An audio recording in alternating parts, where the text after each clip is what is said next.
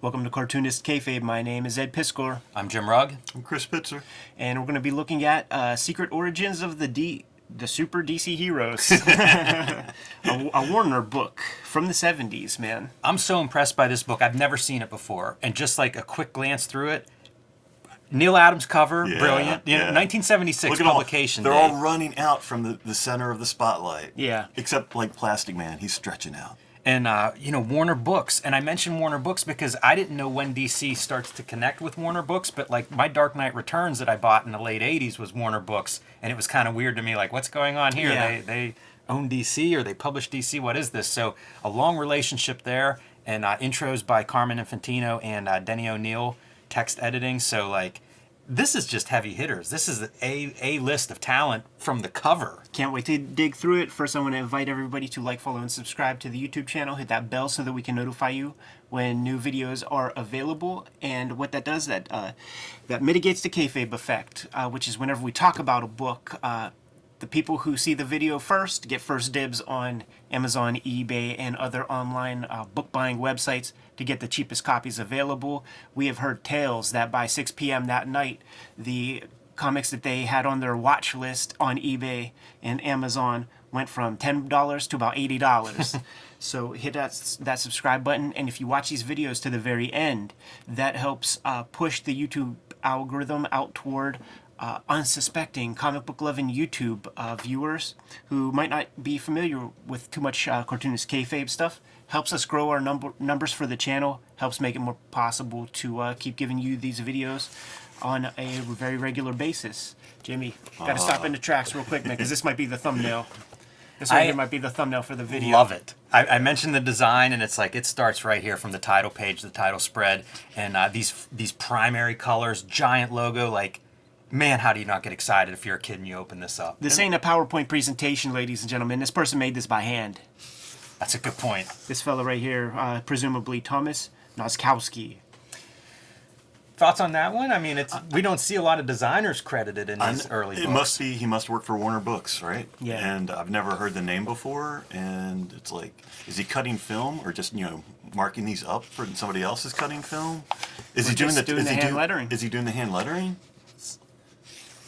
It's a strong piece, whatever it is, and you see that lettering motif of like going back in perspective over and over, like page after page. It seems like coming back. That's the big design element, keeping these all together. Always good to get the creatives' names in a package like this, when it's presumably a lot of people's first introductions to these comics. This is the book that your grandma get you for your birthday in 1974 or whenever.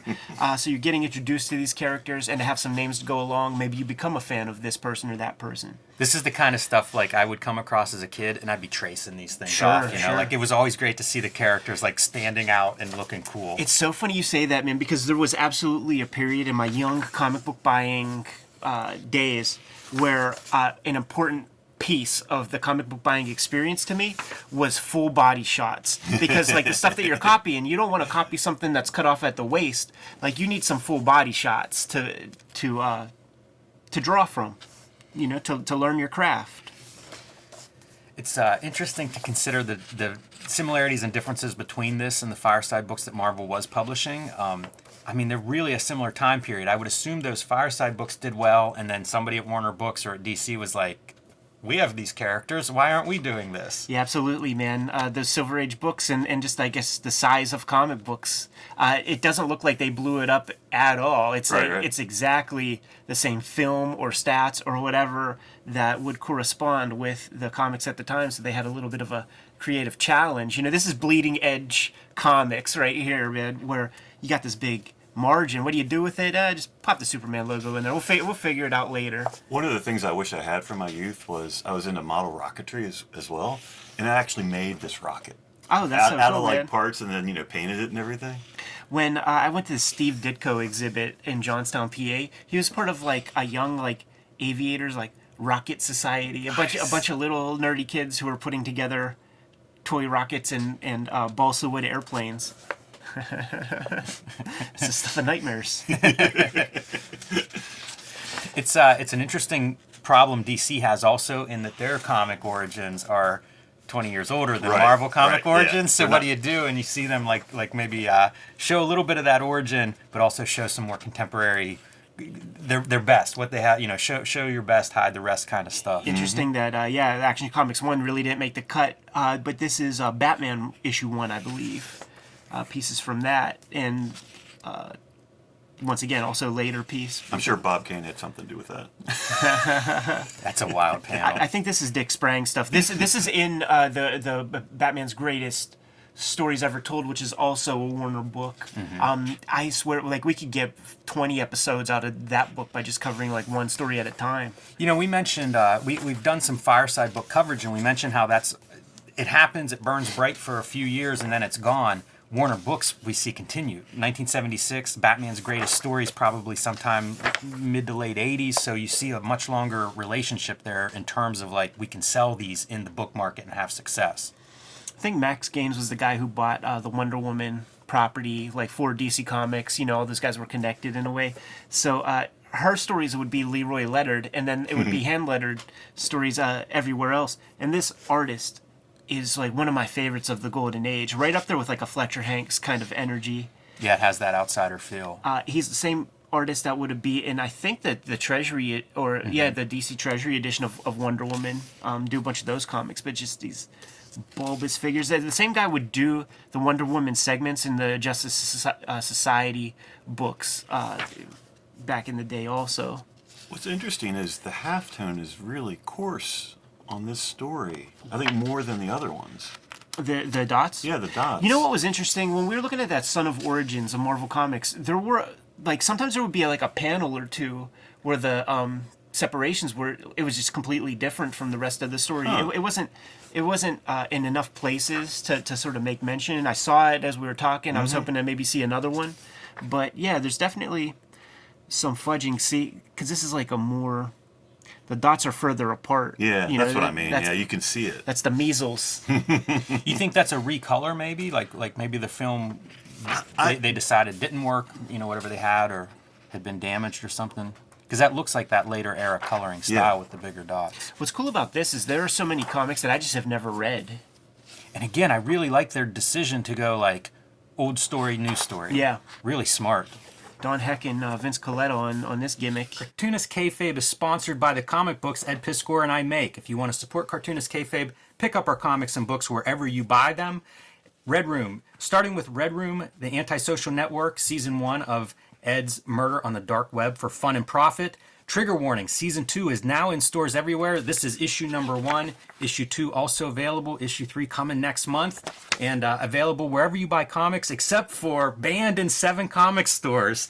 Hopefully that number's not rising, but you never know. Well, you know what? The cool thing about it rising is that the bigger comic shops heard about that stuff, tripled their orders, man. Nice. WYSIWYG, A History of Computer Hacking.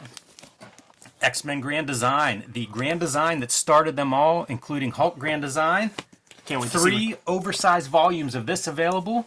Can't wait to see what your cover looks like when you put yours together, Jimmy. And Hip Hop Family Tree, A History of Hip Hop, available in 4 treasury-sized editions or 2 beautiful box sets. You can pick up my latest book wherever comics are sold, Hulk Grand Design Monster. This is in comic shops everywhere now, with some beautiful variant covers, a retelling of the 60-year history of the Incredible Hulk, and coming in April, Hulk Grand Design Madness, with also some beautiful cover choices here by Ed McGuinness and Jeff Darrow, as well as my cover. Again, the 60-year history of the Hulk distilled down into 2 very dense, oversized issues. Plain Jane's, the first young adult comic graphic novel here in America by Cecil Castellucci and me. And Street Angel, Deadliest Girl Alive, which just went out of print from Image Comics, Ed.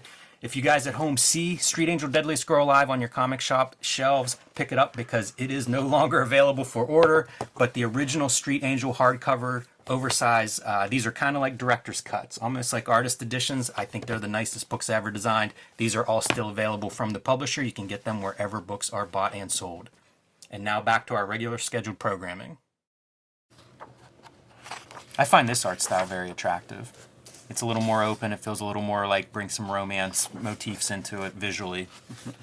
Attention to what did Charlton teach us about romance comics? Attention to hair and fashion. It's a good pose right there. And heck, 76. When is the Wonder Woman TV show? 78? Sounds right. It's character building and popularity at that point. There's MC Gaines' name again. Perhaps publisher MC Gaines didn't actually say that. Blah, blah, blah. Very curious how he branches off, does his own thing. I love these pieces, too, that are giving like a little bit of behind the scenes of history of the character or how the character came to be published by DC. That stuff was... Where else are you getting that in 76? If, maybe a fanzine, but who has access to those if you're a kid? I really like this costume for that Golden Age Flash. Like it feels perfectly quaint for like the pulp times. Man, this looks so much like the Freakwave, Brendan McCarthy, 80s kind of stuff. Absolutely. And then I presume we got some Carmine Infantino in the mix. That makes sense. Love seeing him running literally off the comics page. Yeah. They feel so inventive. It's funny to look at this stuff from now, 50 years ago. The bullet scene. And it looks good. This is a famous scene? Well, for me, it's like, the bullet slowing down, going towards her head. Ah. I think of Hotel Harbor View. Yes. Many panels, or the pages. Maybe the Matrix, a more common reference point, but This early is bullet so cool. time. Like this is like little boy drawings, man. Always great to see, like, how do you make him look like he's running fast? There was that panel earlier of Superman outrunning the train, and it did not look like either one was going very fast. That's an ambitious panel. Oh, Really great drawing.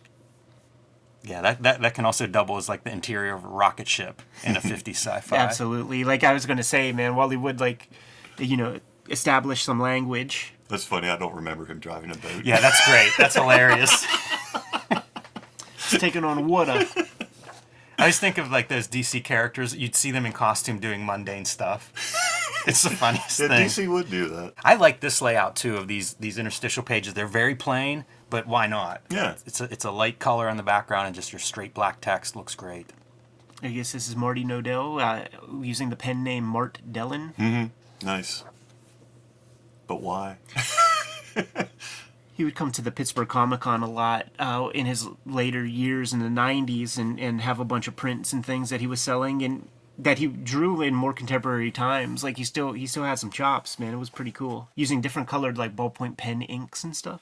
I can remember that, and I never interacted with him, and I look back and just kick myself for that. I bought some of those things. I really thought it was cool that somebody from the Golden Age was there, and of course everybody's going to like Lee Weeks to get their Gambits signed, and he's standing right next to them. There were few enough people that you could say hi to everybody. I've got a Golden Age Green Lantern that I got him to sign. And it's a box of comics that my dad worked with the guy who found them in somebody's attic. So it's probably he stole them out of the attic. And then my dad bought them for me. But it's like, as a kid, I was like, will you sign this? And then, as an adult, it's like, that's cool. But, I bet the value went down once he signed it. I presume this is Gil Kane that we're looking at. Like my knowledge of Silver Age DC Comics is very surface level. I don't know who that is. It looked really nice as you were flipping through it. Yeah. I didn't see a name in the credits or anything. Yeah, see, there's no real credit. Hawkman, I think we're going to get to see some Kubert. Teenage Joe Kubert. I don't think this is it. There's also, is it Sheldon Mayer? Shelley Moldoff? One of those guys would be the early... Oh, that's the page that my brother ripped when I was young. My heart was pounding, and I was like, I didn't hear a rip. I knew there was a page somewhere, and it's like, it was like a month-long feud because of that. That's fair. That's fair. I say that's big of you. He didn't ask to borrow this, and all of a sudden he has a ripped page? Yeah, that's bad.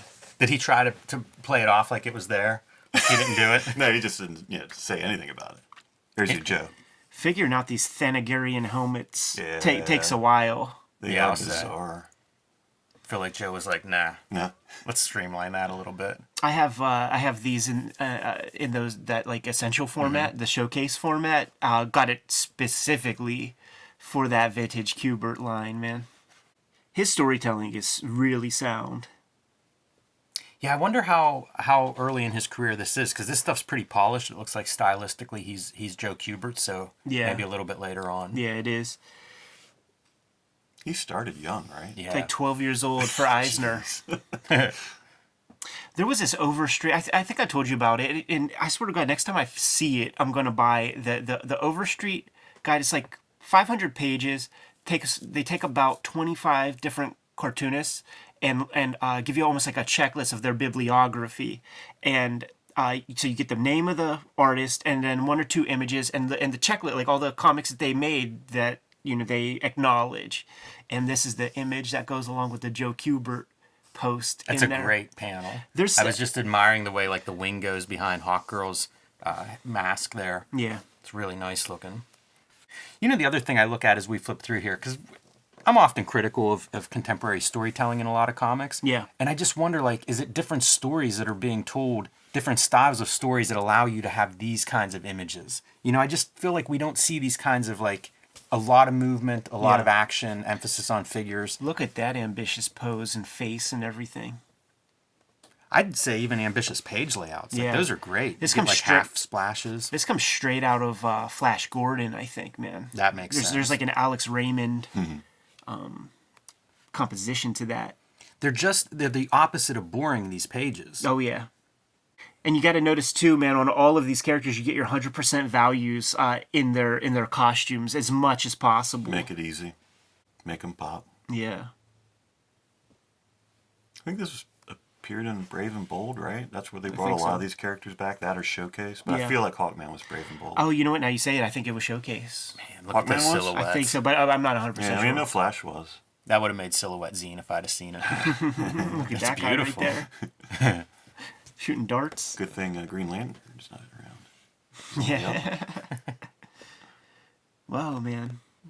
Kubrick getting imaginative. Chris, is this a book you see much, like whenever you're at conventions, right? Like, I Look feel at these- like it's just not on my radar. Look at these marks, Jimmy. Doesn't it feel like some Munden's Bar, like Tim Truman kind of? Makes a lot of sense, right? Yeah, absolutely. I Yeah, was this even guy's thinking, adopted those lines. Gardner Fox there in the beginning always makes me think of Tim Truman. Like Gardner Fox having Right. this long relationship with a character where decades later and other creators are interested in working with him. But yeah, I never see this around. No. I somehow stumbled across a hardcover in my adult life and picked that up. So they would do that. I think like the Fireside would put out a few hardcovers as well, but they're a little bit more rare. Yeah, I've read almost zero of the comics in this book. Yeah, it's a heck of a collection. It really is like, this is a thorough piece. Again, you get this for Christmas as a kid. This would have been, you wouldn't have seen me for a week. Or a month, maybe. Yeah, The maybe. training There it sequence. is. Yep. I love this shit so much, man. You drawn some training sequence montages in your day? Like I've done a couple. Yeah, I'm trying to think. I'm sure I have. It feels like it's a staple. That's great. That's a beautiful panel. Who's the credit of Gil art? Kane and Murphy Anderson on inks. That seems like a legendary team. Fun to see the evolution of Gil Kane, too. Like, there's some great panels on here, but stylistically, he evolves quite a bit from this. Yeah, I think that house style was a mandate because, goddammit, they all had it.